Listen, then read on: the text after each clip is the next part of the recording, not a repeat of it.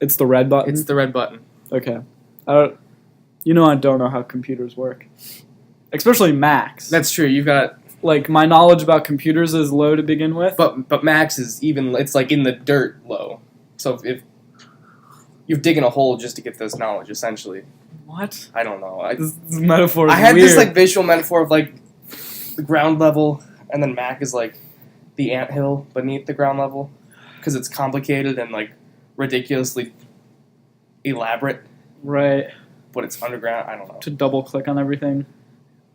But there's not even a mouse. So there's not even a mouse. I need the wireless mouse. People make fun of me. I for have the a mouse wireless upstairs. If that would make you feel better. No, that's fine. You're listening to Catchupcast, the podcast where, believe it or not, we do not discuss condiments. Hello, listeners. We're 45 seconds into this, and we haven't even greeted you. I think the last episode we didn't greet anybody. That's true. We just talked about Y2K. We just It's Y2K still. warned them about the impending. Hope your computers are doing all right. Hope nothing's short-circuited or anything. If you have something to listen to this on. Got a record, but we should go vinyl with Catchupcast. Hear our voices on that sweet, sweet vinyl. I don't know. After writing a whole novel about vinyl records, I'm kind of over it. Was it about vinyl records? Or? Yeah, kinda. They played a central role in the thing. What was your book about? It was the continuation of the short story Ockerville River. Right, but the short story is all about. I haven't been able to find it online. I've been trying to read it, but there's no like PDF of it. Yeah. It's all about this guy who tries to find. Well, many people. This aged singer in Russia, and it's when music is banned, or like Western music is banned. Right, when Russia was being Russia. Yeah. With bears and whatnot. You know, communist jokes are only funny if everyone... You made that joke in the last really? episode, yeah. Oh, bummer. This is like the third consecutive episode we talked about communism. Well, anyways. It was when, records were... You couldn't get Western music, or music that spoke out against the state. So they're trying... This guy is, in love with this aged singer and wants to find all of her records and, collect them. And they're, really rare, and there's this whole, sort of cult of people that do that. And so the novel was expanding on, okay, in the short story we got to see one scene from that sort of world. Now what happens if that, plays out for a little bit more? Did you ever end up finishing the novel? No. I was at 46,000 words. That's pretty impressive, though. 4,600, you mean? No, 46, because it's 50,000. 50,000. I thought it was 5,000 words, but that's nothing. That's an essay. That'd be like a day. I was watching... This is a random tangent, it'll take 2 seconds. I was watching this... It's kind of a Star Trek show. It's called The Orville. It's a Star Trek parody show. Seth MacFarlane writes it. I've heard of it. It's, weirdly good and, a better Star Trek show than the new Star Trek show that's out right now. I've heard there's a character in it named Isaac. Yeah, he's an artificial intelligence robot kind of thing. He's really funny. Because one day I was sitting in my room, and my parents were watching... Actually, my whole family except me was watching that show. Because that's usually how it goes. Right. And and they're like, Isaac, come into the room. Hey, come here. I'm like, something must be going on. This is not obviously, good. right? They're, and then it's like, hey, what's up? Pointed at the TV. That's Isaac. Hey, he's got two lights in one episode. He's got a shiny. They turn red. These chrome eyes in his head, and it's real spooky. But I was watching this show last night, and these kids are not paying attention in class, and their teacher, as teachers do, is like, hey, since you're so interested in talking about this rather than what we're teaching, write a 1,000-word essay on it. And I was thinking about, 1,000 words is a lot for, a punish. I don't know. That's Yeah, 1,000 words is a bit much. It's a couple pages. Yeah. Double-spaced. I don't know. 12.5 font. 12.5 font. No, bump it up a little bit. Yeah, but you can get the font size doesn't matter if you're going for word count. If you're going for page count, sure. Yep, you're right. Yep, you got me there. I was I've had professors who I want to shows you how much 2,800 word essay printed. They're not going to go and check if it's printed. They're not going to check every word. So that seems a bit. It's excessive. easy with Google Docs. You can just go with over Google Docs and also with whatever With you use Word? on Word. Just because it's a Mac doesn't mean I don't use Word. I use the Mac word processor for my own things, but I use Word for school. Right. Because then I don't have to convert anything. But that's my tangent. I don't know how we got on this tangent. We're We're talking about your novel. my novel. A collection of 50,000 words in a row. A novel does not make. No, but a work it makes. It's a work. And then sometimes that's half the battle. So when you say you didn't finish, you didn't reach 50,000, did you also not finish the story? I don't know. Or did you say everything you needed to say? I kind of finished the story, not finished the story. I really lost all want to do it after Well, like that was a week crappy 2. month to do something like that. Because Yeah. it's reaching like the most stressful time of the year for most people. I also had a lot of like training to For this field semester? Or? well, no, for a running race I was doing, an ultra marathon. So it's like, okay, I gotta like run all the time and write all the time, Right, those don't and really also do other work out homework together and like go to too. class and stuff. Yeah, it was just a real stressful time. So, but it wasn't really because of the stress that I didn't like it. I'm more just, as soon as somebody tells you you have to do something, It's way less it fun. becomes no longer I had to write this paper. what you want to do. This paper for class about a month ago. Yeah, that was my first all-nighter in a couple years when I wrote that. But it was about the Crucible, I played the Crucible, Mhm. and how it's a metaphor for the McCarthy trials from the 50s. Yes, yep. Because I hadn't When was it realized written? that. Was it written then? It was written in 53, I think. Oh wow! Or 50. But it was in Right, that right. era. It was on that. And Arthur Miller, the guy who wrote it, he was questioned by the McCarthy, the House American Committee, because he was a communist. Like he maybe wasn't card carrying commie, but like he believed in that stuff. And actually, there's some really interesting stuff. See this. Hey, come on, just stop stalling and get on with it. See, the tables have turned. Is this what it's like to like have a conversation with me? Yeah, Because that was a really good pun, but I also hate you. See, you get it now. I'm so sorry, but also not. Thanks for letting me get on with it. I had this treasure map. I was trying to find a copy of the Communist Manifesto on the map. X marks the spot. What? Marx. X marks the spot. What? Karl Marx. It was really more Engels that wrote that. But He was kind of like a slouch on it. Like his name is like what we really know, but like. I'm trying to make a joke here. Anyways, what were you saying? But so I was doing some research about the McCarthy trials and about the Salem witch trials, just to sort of look at how they were similar. And I ended up, and this is the only time it ever happened, like, the topic itself was really interesting, but I didn't want to write about, like, comparing. I just wanted to learn about this stuff. And I don't know, I wish I could have written that paper. You know, Right. just sort of exploring McCarthy. Because it's, like, some of these people, filmmakers who basically they turn in their friends and get to continue their career, or they protect their friends and never work again. And so there's some pretty, like, I was just reading these accounts, it's fascinating. Yeah.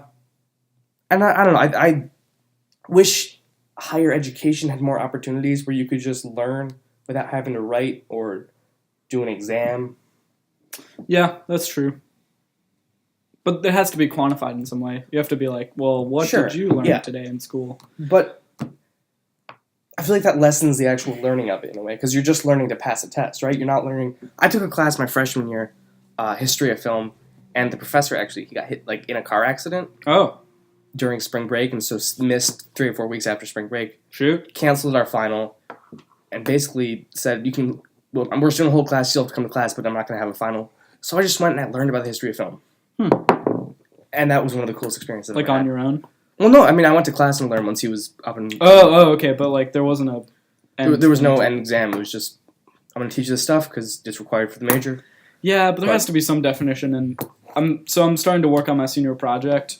And, Already? I guess Well, we're seniors next year. But. yeah, I have to propose it before my senior year, and the problem is I'm going to be gone all next Right, semester, so you have to I do it. propose. Yeah. But so I'm working. Or well, I say I'm working on it, but I'm really just like thinking about Mm-hmm. it more than I was before, which I consider working on it. And what was I saying? Something about, oh, right, you have to have a defining thing. Like, you have to have some quantifying thing to it. I can't just be like, well, I'm going to learn about something, and they'll be like, so, yeah, how are we going to know that you did that? Because I'll tell you. Or I did it. Yeah, but like, now show me how you did that in a paper or a presentation or a booklet or something. Like, show us evidence. So I get the idea of like, yeah, just learn to learn, but it's also... But you can't measure that. Yeah, you gotta have something for it. It's just frustrating. And I think some of the frustration just comes from I don't want to do the work. Fair. Yeah. December especially, and we've talked about this, was just like, I was so tired. By the end of the month, I had, like, people say they have no energy, but I just felt like there was nothing left of me. I was just sort of a zombie. But I haven't felt that tired ever. But I still did the work, and I still got an A. Alright. Yeah, anyway, we can hit up your list. I don't have a list. You don't have a list this time? That's not the list. This is, as we've said several times, off the cuff. Drop my pen. I was listening to a different podcast earlier. You were cheating on us? Today. I can't listen. You realize how many podcasts I have in my life? No, I have a bunch too. So I was listening to a podcast, and they do a segment called The Mundane Bucket List. Okay. And it is what it says. It's just a mundane bucket list. It's a thing you want to do before you die, but it's mundane. It's not like skydiving or... Well, what defines mundane? Petting a shark. I don't know. That's to be discussed once you come up with it. Huh. What's on your mundane bucket list? That's a great question. Because you do so many cool things and like adventure-y things. What is mundane for you when your life is an adventure? I was thinking about this, and at some point in my life, I want to go glamping. You want to go glamping? Right. It seems mundane to me, but I feel like that could be a really insightful experience. Could you be in the woods in like an RV with like a flushing toilet and stuff? Could you do that? Yeah, no, I definitely could. It's just like, I want to do that once. That's on my bucket list. Okay. But a bucket list is like... It's just to do it. I don't want to like you do that all the time. Okay. You know? I realize that's not technically like mundane. No, like, but some people never do. But for you, you know, it'd be, Mr. It would feel Adventure. Mundane. Yeah. I guess, and this isn't necessarily mundane either. I really like the thought of like sitting around a campfire with friends, like someone has a guitar. You've definitely done that. No, before. But like... Maybe minus the guitar part, but just like not necessarily camping, but like being around a fire with some friends, a couple age-appropriate beverages, some music, just like literally did that. Maybe it wasn't senior year of high school. It was like either 8th grade. Like I invited friends over to my place and had a little fire. I mean, like as adults, yeah, I guess we weren't adults then, but it's just a thing. I don't know. What else? Give me time to think of stuff. No, that's it. That's the one I came up with. That's the only one. I guess I gotta come up with a real one now. Is to sit around a campfire? No. Okay, it came... With friends? I'm wording it wrong. I have like this very specific... Is it the campfire part or the friends part? I've always wanted friends. That's my... It's my... People call it mundane, but I would really like some friends. I really want someone to hug me once. I want to hear someone in my family say they love me. Okay, let's not... I'm kidding. I don't want that stuff. Wow. I don't know. Way to get disowned. Nah, my mom's like 10 episodes behind. We're fine. What was I gonna say? Yeah, mundane bucket list. That's all you have. That's just hard. You know, most of the stuff on my bucket list is like exciting things. No, but the point of this... I know. Is to be mundane. Pedantic, really. Me, myself. Pedestrian bucket list. Adult human. Having like a cookout with friends as an adult human at my own home that I own. Mm-hmm. That's there. You want to own a home. I want to throw a cookout at a home. Okay. You want to host a party. I want to host, but like a cookout party specifically, like some croquet and like croquet. Bocce, maybe some cornhole. What is croquet? Is when you knit something. No, that's crochet. I can't tell if you actually didn't know that or if you're just being stupid. Yeah, I want to sit around a grill, sit around a campfire, grill some burgers, and just crochet some scarves. I think that's croquet. Then it's like the game where there's the little metal things you put in the ground and you have to hit a ball through them with like polo. No, polo's. You're just being what? Elephant polo. Elephant polo would be cool. Actually. Emu polo in Australia. Is that a thing? Do they ride emus? I think it is. Okay, well, that's on my mundane bucket list now. To ride an emu? Yeah, whatever. That's mundane. It's just a bird. Whatever. Casual. Casual Fridays. Great. Oh, that's another thing on my mundane bucket list is casual Fridays. I'm going to work on a film set every day. We got 4 days until casual Friday. What do you want? What do you want? I'm going to wear sweatpants to work. But you don't have a job right now. It's true. You wear sweatpants all the time. I guess I sing in a church for my job, so I could wear sweatpants to that, but that might be frowned upon. So you want to go to an office that has a casual Friday? I never want to work in an office. I'm just being stupid now. So okay. I've listed multiple things for my mundane bucket list. Okay, fair enough. One. Let's hear your second one. Come up with something. Yeah, see, it's not easy. You put me on the spot. Yeah, it is. It isn't. Yeah, it's hard not to come up with something that's sounding stupid. Sounding stupid is my specialty. Yeah. We will take sips of coffee. My cup's actually empty. Yeah, I did it out of social awkwardness.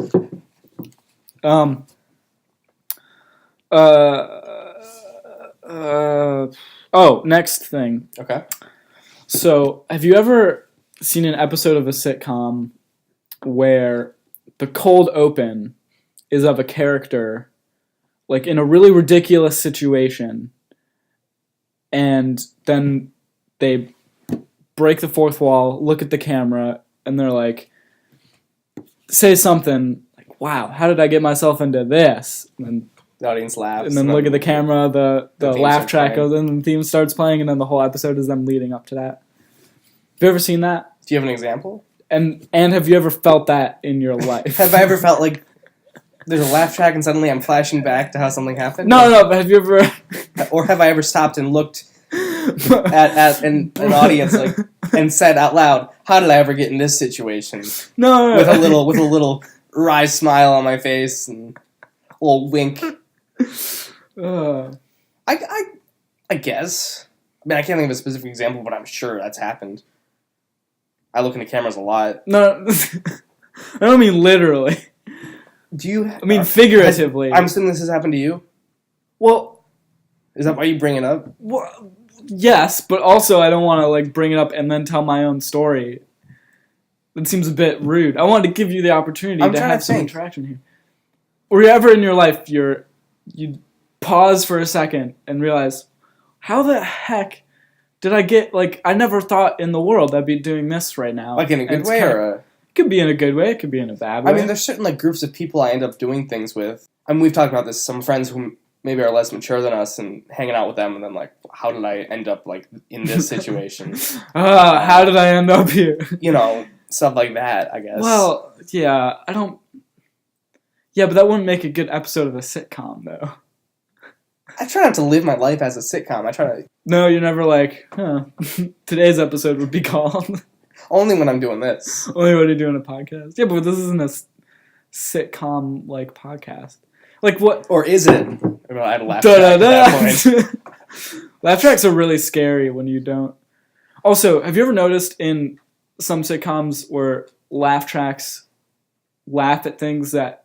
aren't funny? Well, yes. Or are low-key misogynistic bullshit, but... Well, it covers up the misogynistic bullshit. Right. We're laughing. We're laughing at it. It's socially acceptable. No, when they laugh at something that they shouldn't... that the laugh track shouldn't know about, or it's a timing joke that if it's an actual studio audience, it wouldn't have worked out that way because they would have had to have changed sets. And but a lot of sitcoms don't film in live studio. No, they don't have. They just add in the laugh track later, but it's hard to describe in such an audio format. Yeah, but you're the laugh track will laugh at something that is a timing joke, or because do you have an example? Because it's ironic. No, I don't really, okay. But I just generally understand the concept. It's situational irony, right? They're in on the situation, but the character's not. So dramatic irony. Dramatic irony. The literary term for that. Right. Well, situational irony probably also is applicable. So they laugh at it, but the character doesn't know that it's... You know what I'm saying? Yeah, but the audience isn't diegetically in the scene with the character. That's true. So they don't... I mean, that's the whole point of dramatic irony, is you are removed. Yeah. But the laugh track reacts to that when Well, are we saying the laugh track's a character? Because that's sort of what you're implying, is the laugh track would have the same knowledge as the rest. No, but when it was filmed in a studio audience, it kind of is sometimes. Okay, that's true. When they're, like, laughing at the things organically instead of, like, oh, this scene actually happened, like, 3 weeks later because we're filming it on a different set, so now you know what I'm saying? Mm-hmm. I guess. I don't know. It's hard to sort of imagine. I was just wondering if you had ever thought about that, seeing how you're a director. I hadn't, but now I'm thinking about, like, the poor, assistant editor who has to go in and, like, decide what the laugh tracks are going to go. Because it might be in the script, but it also might be, like, someone sitting there editing, like, what's funny? Oh, this is only kind of funny. I'll put in this, like, sort of quiet laugh track. Oh, but this is really funny. I'll put the one where everyone's, like, whooping and hollering. There's, like, different... Because I'm sure because there's different laugh tracks. Right. So someone's sitting there with, like, a list of, like, audio cues and, like, looking at the footage, like, oh, this is kind of funny. I'll put in this one. And I'm, like, there's probably multiple people and directors there and stuff. But what a dumb job that would be, just to, like... Put in laugh tracks? Is this funny? Well, yeah, but the show's already written probably with laugh tracks in mind? With the laugh tracks in mind, right? What's your opinion on laugh tracks? Because I kind of wish they weren't in shows. Yeah. I'd much rather, like, something, I don't watch that many things. More modern sitcoms, like Parks and Rec, Brooklyn Nine-Nine, that sort of thing. There's not laugh tracks, it's just you're watching the story. Yeah.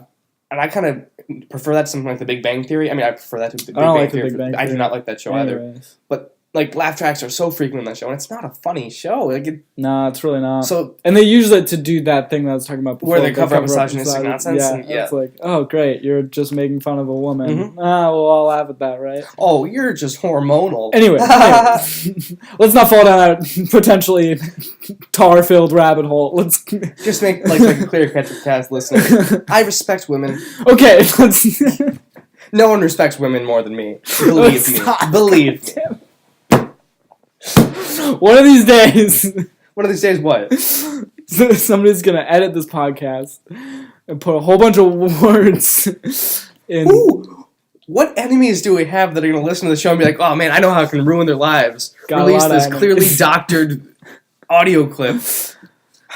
And then we can say, hey, wait a second, here's the full context. Let's not give them any ideas. We have deniability. I've covered our tracks. In today's soundbite era, That's true. Try not to say too many words in the dictionary so that they can just put anything together. You know what I'm saying? No, I know what you're saying. I feel like you have genuine concern for this. Is there someone who's threatening you? No, it's all good. We're fine. Are we? There's no war in Boston. There is no war in Boston.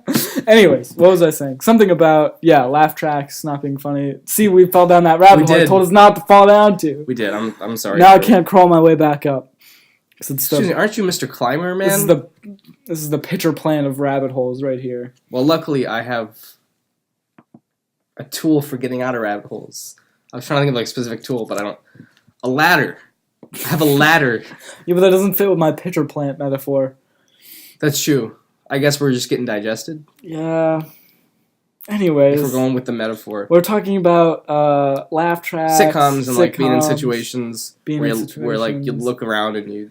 Yeah, but then you said something before you went off on the tangent. It's okay. That's about how much... That's the show, is we just go on tangents. Women. So do you have an example of you being in a sitcom cold open? Yeah, a few times in my life. Like what? Well, so I've also realized that I really like to tell stories. Mm-hmm. And I was listening to This American Life podcast and the Risk podcast, and listening to some of David Sedaris and David Ratkoff. I just read one of David Sedaris' books. Which one? Being Talk Pretty one day. I went out to Barnes & Noble with some friends and looked for it and bought it. Yeah. Good book. Anyway. It's a really good. He also, have I talked about theft by finding on this? No, but why don't you get to this point, then we can talk about theft. I feel like... Unless we're here now and you want to... No, that's a sticky rabbit hole I want to fall down. Okay, so let's get to these examples first and then we'll come back to it. Okay, If we remember. Anyways, I just feel like I've talked about it so much elsewhere in my life, and I just sort of forget where I can bring it on the podcast now. Anyways, where was I going? You're talking about listening to podcasts, telling stories. So this episode, I feel like, has turned into that one meme. We're back on the memes. Where it's this is 2 episodes in a row we've done memes. No, this is going somewhere. We're bowing to society. This is going somewhere. Trust me. Where it's like a picture of train tracks, and it's I don't necessarily agree with the meme itself, but I feel like hold on here. It's like how a guy tells a story, and it's a picture of one railroad track, and how a woman, tells a story, and it's like 3 railroad tracks dividing and like a railroad interchange, right. like all this stuff. I feel like we're that second picture right now. But what would you rather listen to? A straightforward podcast or something that loops around? A straightforward, continuous story that you can follow. You don't have to pause and like. It's art. It's artful storytelling the way we do our podcast. But that's what I wanted to talk about. Is that I've realized I really like telling stories. Mm-hmm. I really want to tell stories through my writing and through short stories and through journaling and through whatever. And I was like, I wish there was a format like I could, another format I could practice telling my stories on or something. Like, I wonder, like, wow, what if I started like a thing with my friends where I talk and it's recorded so we can share it and like we tell stories and like just Oh shoot, yeah, right. Right. I feel like there's something that could work for that. Yeah. Maybe a podcast. And I was like, hey Ethan, you want to start a podcast? I'm glad we made that decision that day to start a podcast. Because now we're hip. It's kept us friends, I feel like. Yeah, exactly. And that was the initial goal of the podcast, was to keep us friends. Here we are. What are your opinions on ketchup? Like I was going to say the fruit. Like the condiment? Like the ketchup. It's pretty good. Yeah? Do you like Heinz or do you like other... I knew this would happen eventually.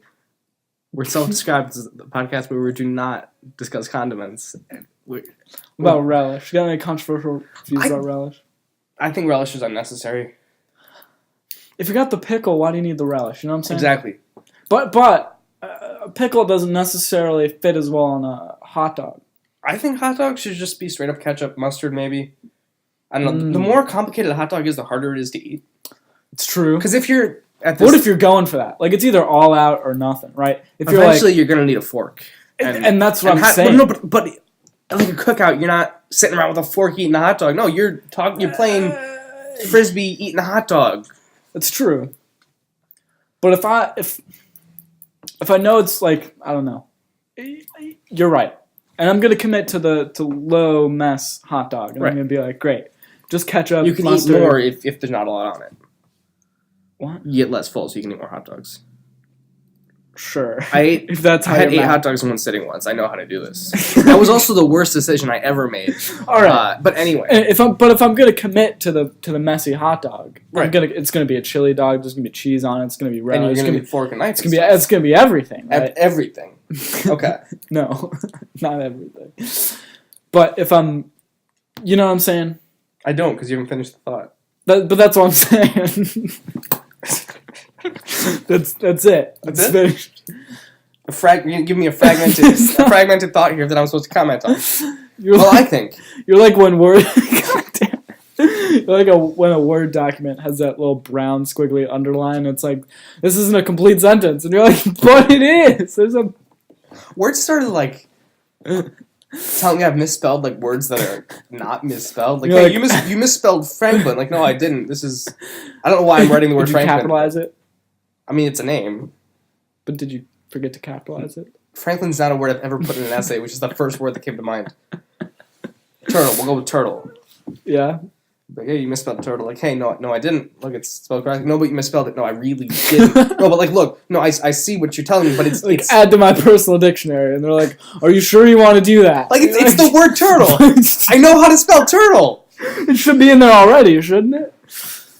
Or when you have to spell your Russian protagonist's name, and you spell it a different way every single time, but you forget which way is the right way. At some point, you probably should just add it to your... So you add all of them to your personal dictionary, so none of them... My life is a mess. Good. Well, that's with like Writer's Legacy and stuff. I've had to sort of teach my computer, like, yep, this is a word that I'm using. It's not. Yeah. Science fiction writers have to have a whole creating magic systems. Because when you world build, you make up words, and galaxies, and all of that. It's a real pain in the butt. I bet. Can you imagine typing like a Dungeons and Dragons book? Like, are you sure?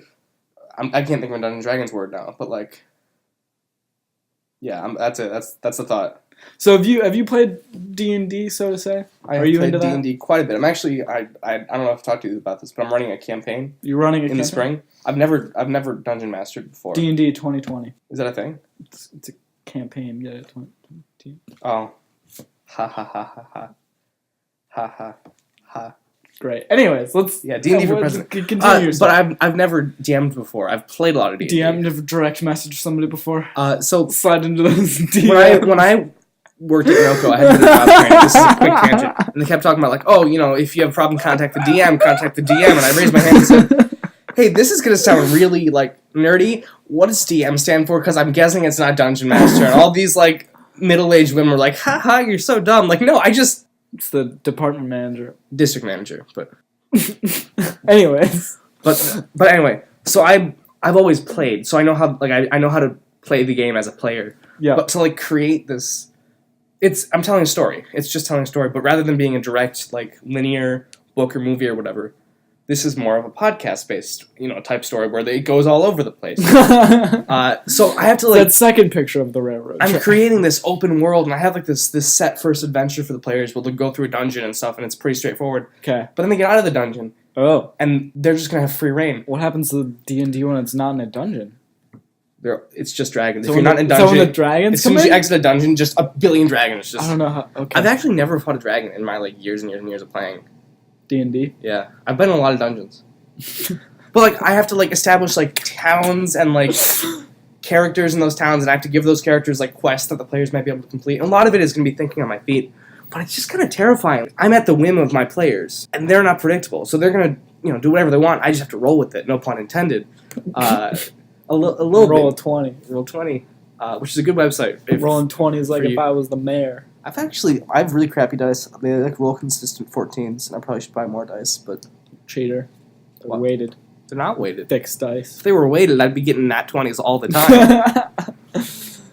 Oh man, I'm cheating. Oh, it's a 1. God. Got weighted crit miss dice. I wish that's a thing. Somebody makes that somewhere. Depressing game of D&D. Like, I roll to live. Oh. I'm dead. I don't know how that works, but okay. I sat in on a game of D&D once. Yeah? I didn't play. I was there in the cabin that I was working at over the summer. Some folks came over and played it, and yeah, it got to like 9 o'clock, and I was like, yeah, I'm really tired. I gotta work tomorrow. I'm gonna go to bed. But it was really interesting to watch them for like a good half hour. What were your impressions? Just it seemed interesting, but a lot of commitment. Yeah, like you have to like literally have paperwork to like write down. Okay, my character has these stats and this weapon and this backstory and like this stamina, this Stanima, Ian Stanima. Anyways,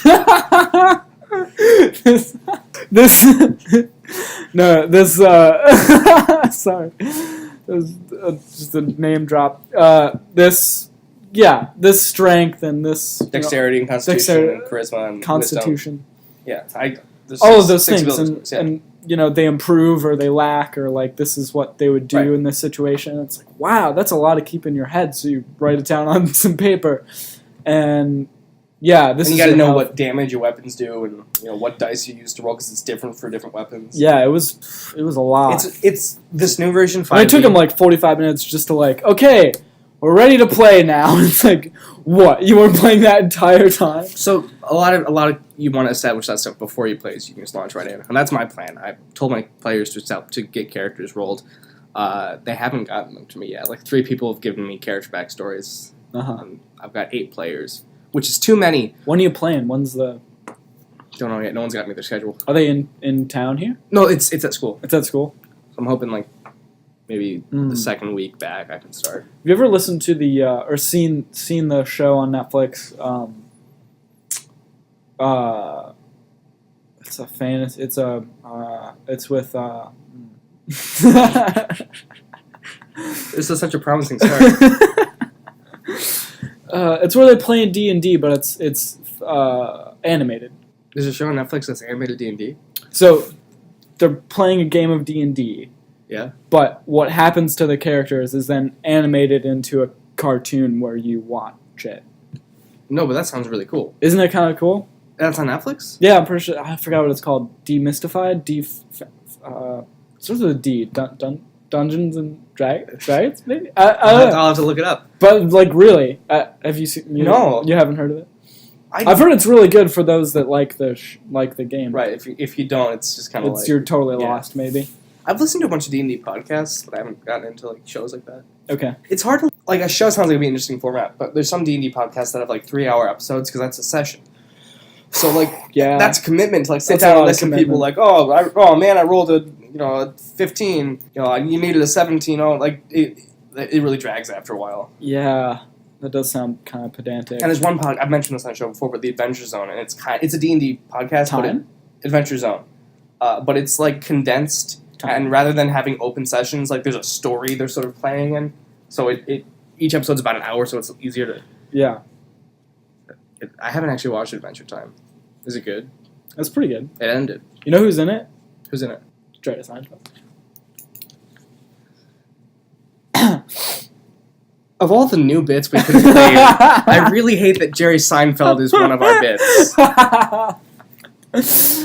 Talking about that airplane food. You like jazz?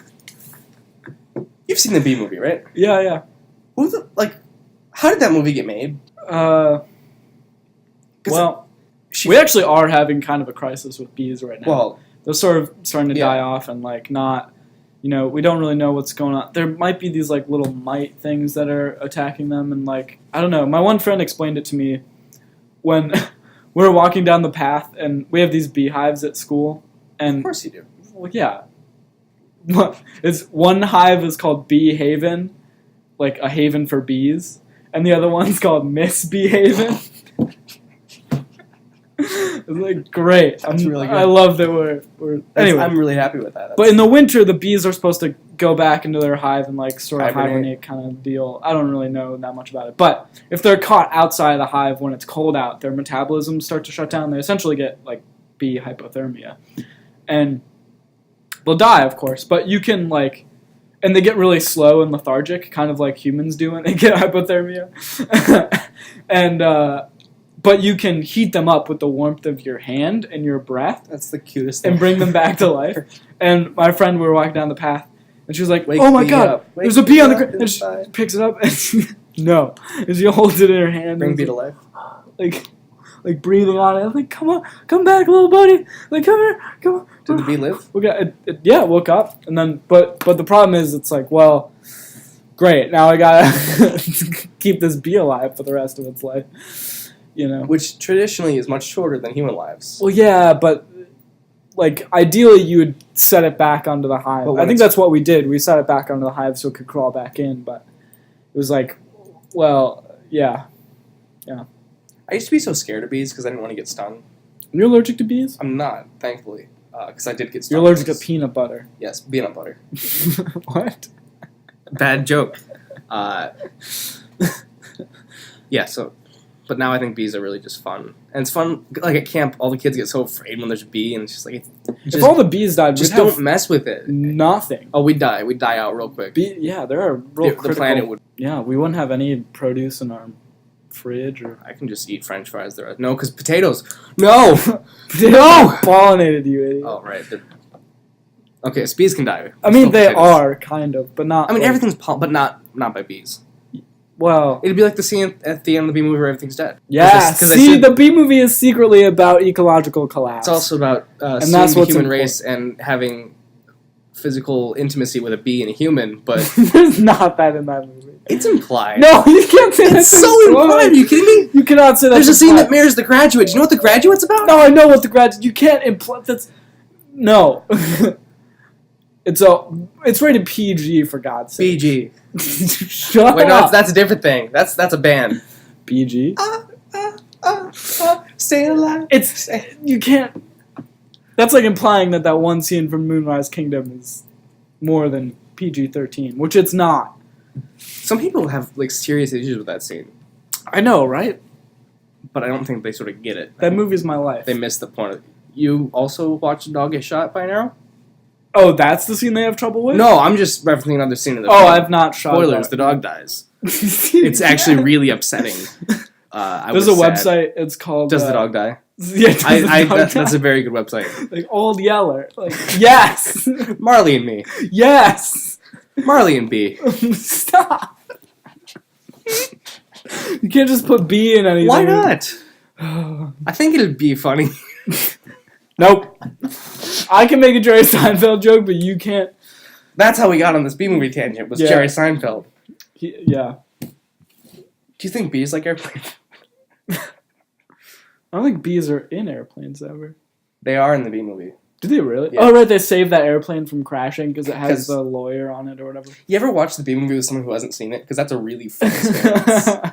Just watching their expressions sort of go from, oh, this is fun, to, oh my god, this... Now, I remember... Oh, did we... Yeah, I don't know. Never mind. I don't know where you're going with that. I don't know where... I forgot that memory. I didn't write it down, so... As we've established on this show, that's... You gotta write it down. So... You have anything else on it? Oh, do your what you were going to say first. What was I going to say first? Yeah, I don't know. You said so, and then I cut you off. So... It's like that scene from National Treasure. Oh, word. So is like a bad word? Like, No. So, like, their whole relationship is based on the word so. I haven't seen those movies in so many And that's years. how he proposes to Elizabeth, I think is the name. It's Diane Kruger's character. I don't remember the character's name. Diane proposes to Diane when... yeah. Real talk, though? Those movies are, like, really good. No, they're definitely not. Are you kidding me? I mean, I did like them when I was a kid. Those are the only films I think Nick Cage is, like, actually good in. And he's good in the new Spider-Man, which, if you haven't seen, I highly recommend. I've not seen the new Spider-Man. He's in the new Spider-Man? I mean, it's animated. Animated Nick Cage. He plays Spider-Man Noir, who's He would, though. always in black and white and talks in, like, 40s euphemisms, and the wind is always blowing his cape even though there's no wind. It's really, like, it's a high-quality film. It won Best Animated Picture last night at the Golden Globes. Oh, yeah. Did you watch any of those? No, but I heard it was a lot of nonsense. Like, films shouldn't have won that one. Do you really... Because that's your whole thing, though. That's got to be your, like, big night. The Oscars are a bigger night, but the Academy is also kind of bullshit because it's just a bunch of old people who decide what movies So they what's Golden Globes is... I actually don't know what makes the Globes different from the Academy Awards. It's a different voting committee. I feel like you of all... This is your wheelhouse. This is my wheelhouse, but I don't care that much This about... is where you store your wheels. I like watching movies. I don't, This is the home of your wheels. I don't necessarily care what wins. That being said, I think we addressed this in one of the last episodes. The Oscars are bullshit because The Shape of Water won Best Picture and it should not have won Best Picture. That was not a good film. Didn't Bohemian Rhapsody win? It won Best Drama, Best Film Drama. I Yeah. heard it wasn't a great film, though. I've heard it was good, but maybe not as good as, like... It's good with, like, certain subsets of people. So, like, music fans and, like, people who grew up with Queen. Sure. Who really like it. Maybe not, like... Because it changes some stuff. Changes. Like, Freddie Mercury's sexuality is just not addressed, and that was kind of a significant part of Freddie Mercury. That's a good point. So I guess he just got AIDS from singing too much in the film or something. Well, because right, like, that's... Him having AIDS is kind of a significant thing in his No, it his definitely story. is. That's a big... I just don't understand how you can, like, gloss over, like, his sexuality when that's... I don't know. Well, it's all... What is it rated, though? PG-13, probably. See, you can't... I don't know. Those evil... Don't use that soundbite out of context. Why would you say that, then? We'll just bleep that out and they'll wonder what I said. Anyways. Those evil beep. No, that's even worse. You can replace it with anything. That's true. Those evil... Border wall. The idea... yeah, it's PG-13, so, like, they can't really show I think it's PG-13. I don't know for sure. I could Google it, but I think they would probably want to cash in on that family market, you know what I'm saying? Mm-hmm. I mean, I heard Rami Malek, or who I can't pronounce his name because I'm white and can't do anything, but the guy who played Freddie Mercury was, like, really good. But yeah, the movie itself was... Everything around him maybe wasn't so good. But, like, not to say it's a bad film, I just think there were better films that were out that could have... Yeah, that's what I heard people saying. Like, where's some film? Roma, which won Best Foreign Film. I haven't seen it, but it's supposed to be... Netflix. I might go see it. But I had subtitles, so I was like, I'm not about this right now. You're missing out on some good films. You're skipping out on films with subtitles, dude. So, You ever seen Pan's Labyrinth? Pan's Labyrinth is in English. I'm thinking of The Labyrinth. Pan's Labyrinth is in Spanish. Completely different. I thought Pan's Labyrinth was a kid's film because it's like a fairy tale. Right. And then a man bashed a man's face in with a glass bottle. And I realized, this is not a kid's film. No. Good film, though. But, like, there were better films. Blockbusters are good, but like I don't think they should be. What's the term blockbuster mean? Something like Avengers or Star Wars, where it's like guaranteed to bring a lot of money in because it appeals to like the general public. Bust some blocks. Exactly. So like those usually come out around Christmas and in like blocks. in the summer, so they can cash in like the family market. But there's like independent films. Like last year, 3 Billboards Outside Ebbing, Missouri. I've heard that should have won Best Picture. That film, one of the best films I've seen in years. Mm-hmm. This year, there were things. 8th Grade was really good. Have you seen 8th Grade? By Bo Burnham. Have you seen it? I have not seen it. You should see it. I lived it though. It was I mean, I wasn't. Yeah. I have also lived 8th grade. But that film, I mean, I was in tears a lot of the time. Did it make you feel? Was it there? It was that because I could see myself in the main character and being. It was 8 years removed. 8. Are we really 8? I mean, 4 years of high school, 3 years. I guess that's 7 years. But that's even worse. But still, like we are. Fair enough. The better part of a decade removed from being in 8th grade. Wasn't the whole point of that movie though, like to emphasize on the girls growing up in 8th grade and like their experience? But it's the same experience as I think regardless of gender. Some of the things she faces. I mean, there's stuff that's specific to her being a girl in the film, but there's stuff that's specific to growing up also. Right. And that's stuff I could relate I guess to. I can't really because she's awkward and like doesn't really know how to like speak. She's like trying too hard. As we've proven on this podcast, we don't know how to speak either. She's trying really hard to like make herself, talk like the cool kids. Right. Whereas she's cool already, right? But she's trying to be someone she isn't. She's got a movie. That's exactly. How many 8th graders can say that? But that was something I always struggled with. I tried to talk myself up. Yeah. To be someone I'm not.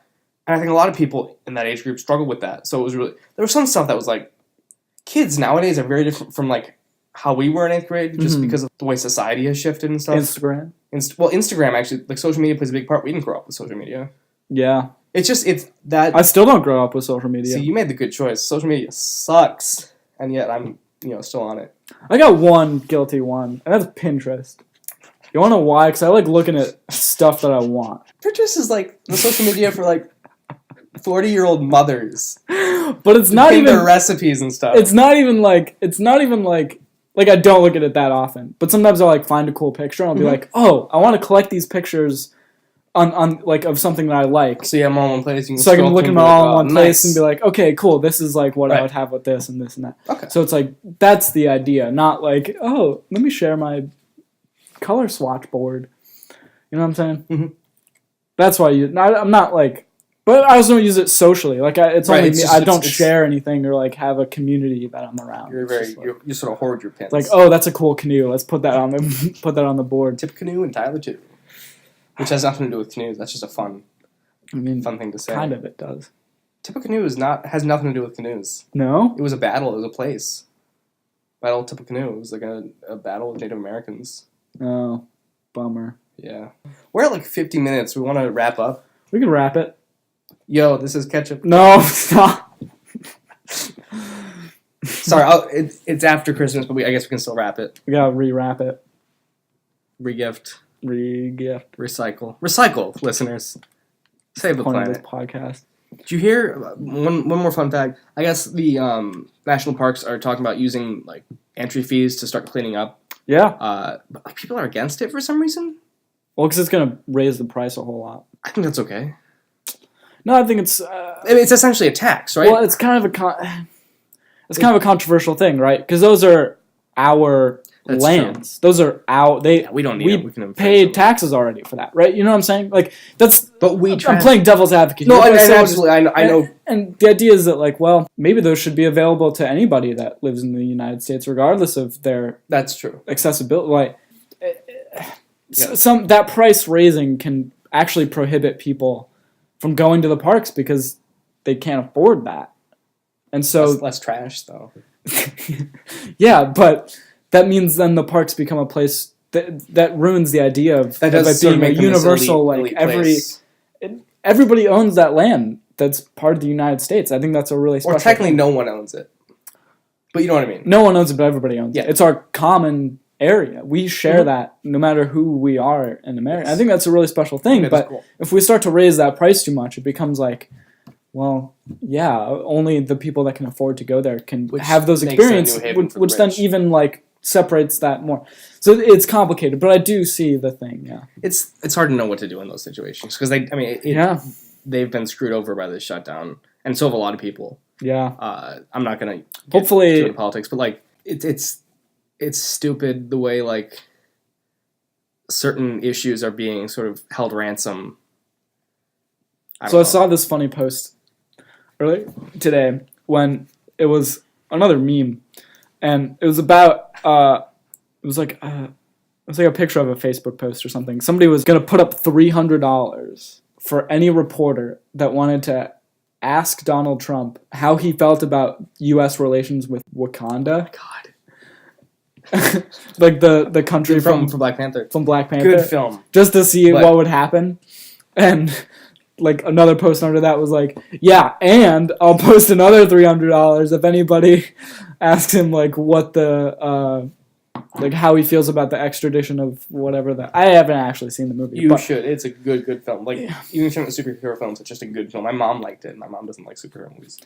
So I just thought that was really funny. He definitely would pretend that Wakanda was a real country, right? Like because there's no way he knows it's from a movie. He just wants to sound smart. I don't know. I love Wakanda. He knows more about drones than drone people, apparently. Well, I mean, he's a genius. He's a very stable genius. So he knows more about walls too. I mean, he's got that great meme out where it's got the Game of Thrones and it says the walls. I know, right? He tweeted that out. And isn't that funny? It's so surreal. Like it's a bit. This is like I could see like people That's making this the point. as a joke, but this is like the actual president of the United States tweeting this image out. That's the point in my life when I look at the camera and break the fourth wall and be honestly. Like, yeah. I think that's a good, just listeners, imagine us looking into the camera now and sort of shaking our heads, and we're going to end. Bye. Bye.